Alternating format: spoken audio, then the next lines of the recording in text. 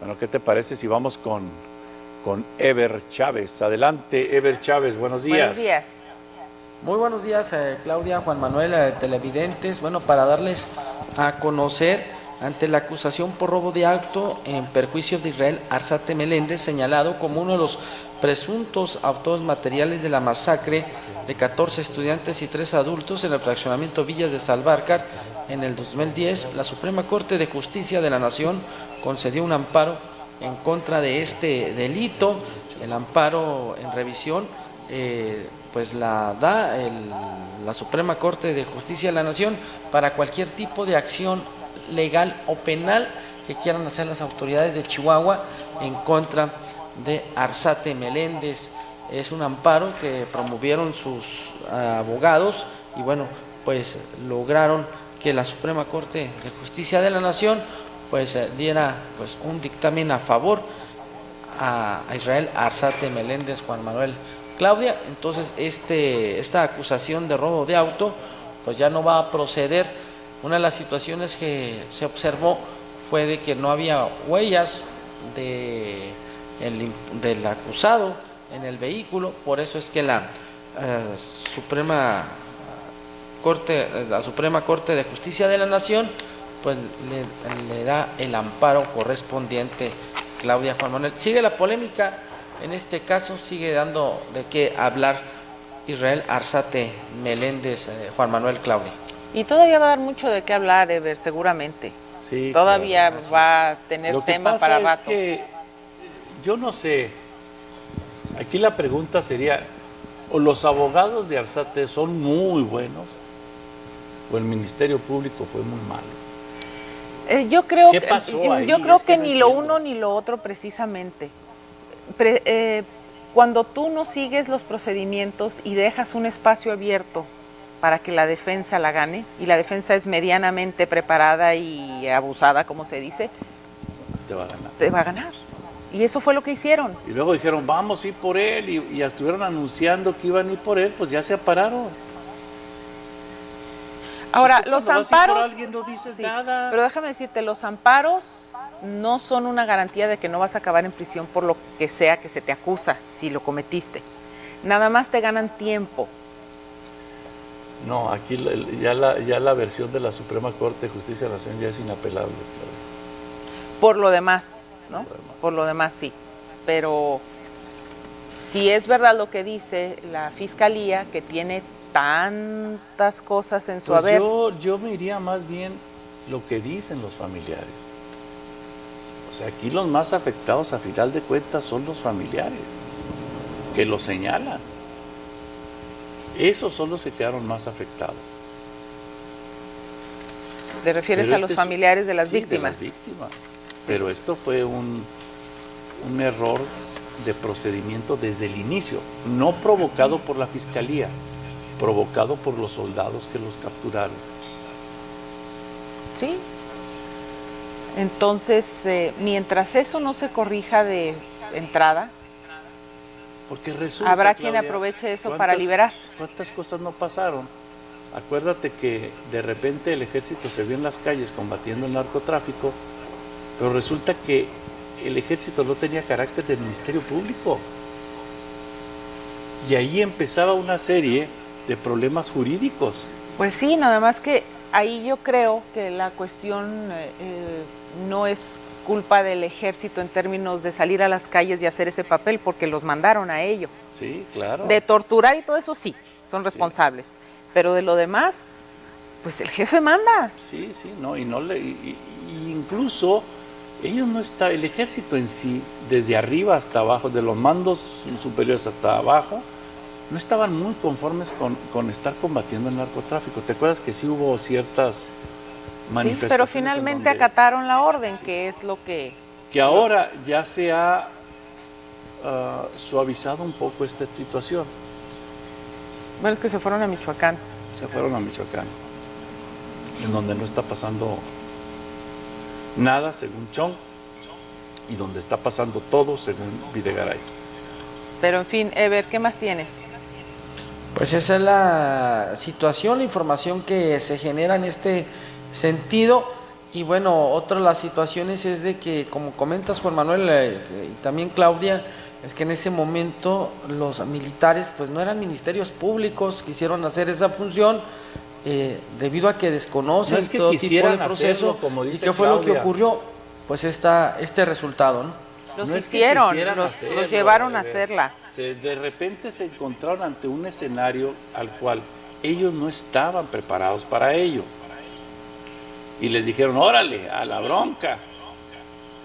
Y ahí están las consecuencias. Hubo abusos, porque no son precisamente ministerios públicos. Y ese fue el caso de origen en el caso de Arzate. ¿Quiénes salen lastimados? Los familiares de las víctimas. Son los más afectados.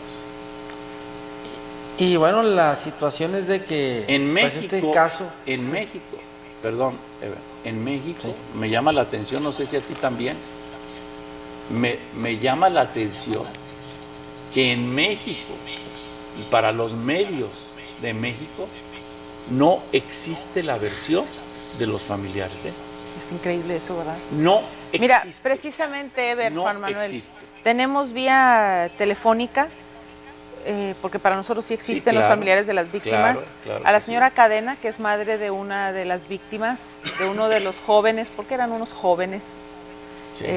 pues lamentablemente ella tiene que estar viviendo todo esto. Claro. Gracias, Ever. Vamos a escuchar a la señora Cadena, ¿qué te parece? vamos a escucharla. Buenos días. Buenos días. Muy buenos días, Juan Manuel. Buenos Muy días, Claudia. adelante. La Habla la escuchamos. señora Cadena, madre de Rodrigo Cadena Dávila, joven fallecido en Villas de Salvarcar, jugador de fútbol americano. Créame que estamos totalmente indignados, seguimos aún. Desafortunadamente a la Suprema Corte de Justicia de la Nación se le olvida que en aquel momento el ejército tenía tomadas las calles y el centro de mando se encontraba, si ustedes no tendrán memoria también periodística, ¿verdad?, en las instalaciones militares. Sí. Ahora resulta que fue culpa de los castrenses. Desafortunadamente la Suprema Corte de Justicia de la Nación es indolente ante el dolor de todas estas familias, y algo que definitivamente hizo la diferencia en nuestra ciudad, algo muy doloroso que para nosotros el vivir con la ausencia de nuestros hijos día con día no se le desea a nadie. Desafortunadamente aún seguimos esperando la resolución de amparo, porque todavía es hora que la Suprema Corte de Justicia del primer amparo no ha enviado la resolución para poder hacer una estrategia jurídica adecuada hacia este señor.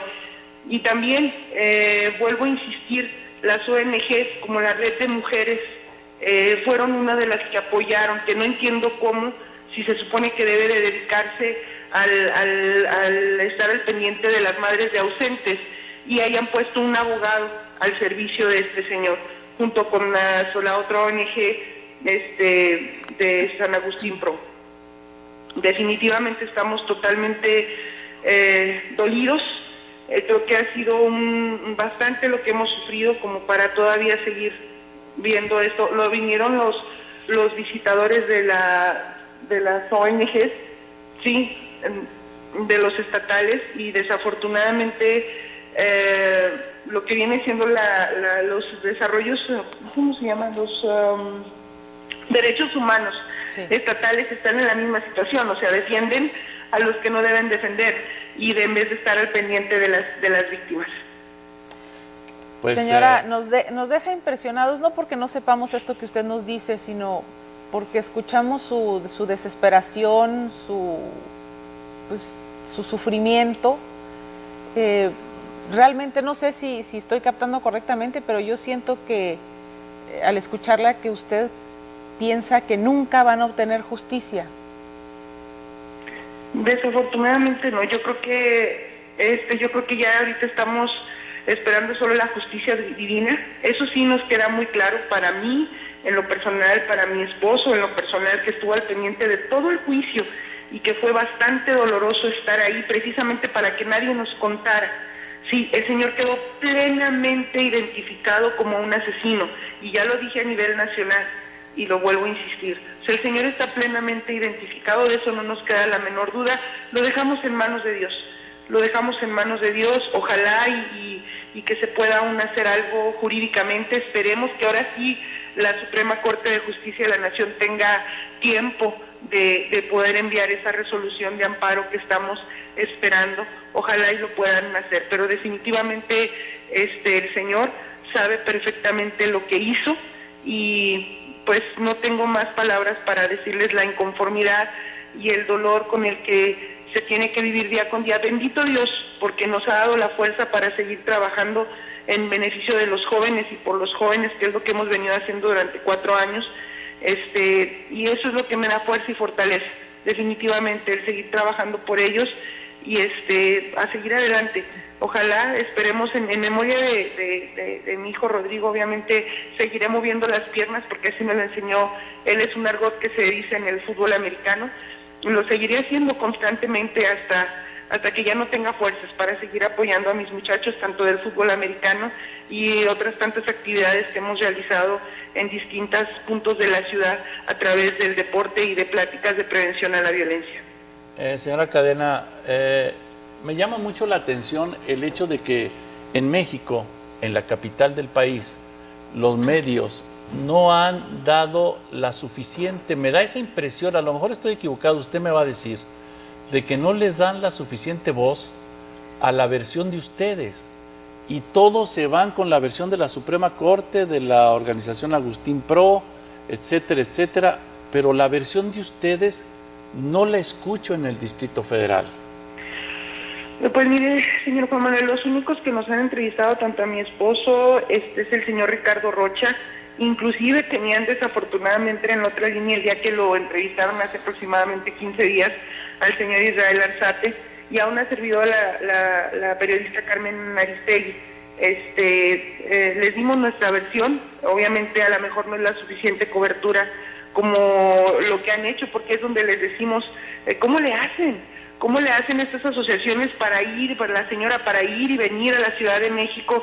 Desafortunadamente somos padres de familia que trabajamos día con día para sustentar a nuestras familias y no tenemos el apoyo económico como para ir a hacer presencia a la Ciudad de México y decirles, aquí está Villas, aquí están los padres de Villas de Salvarcas de pie y exigiendo justicia. Desafortunadamente no tenemos el apoyo económico necesario, como se supondría que nosotros somos las víctimas, ¿no? Entonces se supone que estas asociaciones civiles, tanto como derechos humanos estatales y nacionales, deberían de estar apoyándonos a nosotros y no al señor.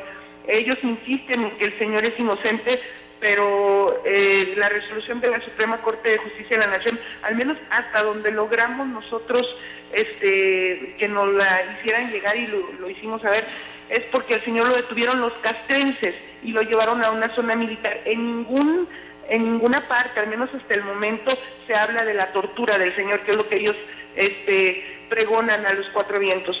Tristemente, desafortunadamente, las televisoras nacionales no le han dado la cobertura de lado. Ojalá y lo pudieran hacer para que vieran el sentir de estos padres de familia y que se acuerden que el señor no ha sido juzgado aún todavía. Entonces, esperemos primeramente Dios que esto se solucione y que ojalá la Suprema Corte de Justicia de la Nación baje del cielo, porque es ahí donde se encuentran los ministros, desafortunadamente, y son intocables, ¿no? Entonces, que ojalá que escucharan el sentir de nosotros como padres de familia, a cada uno de nosotros, para que antes de hacer ese tipo de resoluciones y dejar libres a personas que están plenamente identificadas, nos escucharan primero. Señora Cadena, pues podríamos platicar muchísimo tiempo al respecto. Lamentablemente el tiempo se nos termina. ¿Algo más que usted quiera agregar?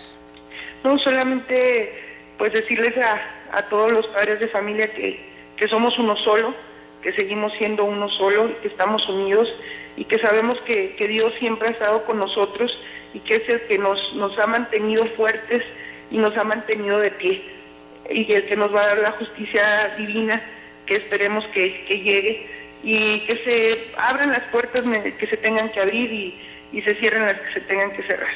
Y les agradezco el tiempo, de verdad, y muchísimas gracias. No, al contrario, ¿verdad, Juan Manuel? Tenemos siempre la línea abierta para ustedes. Sí, para ustedes. Me da mucho gusto y ojalá y esto pues llegue a las consecuencias y a los resultados que ustedes esperan. Les agradezco mucho, que tengan muy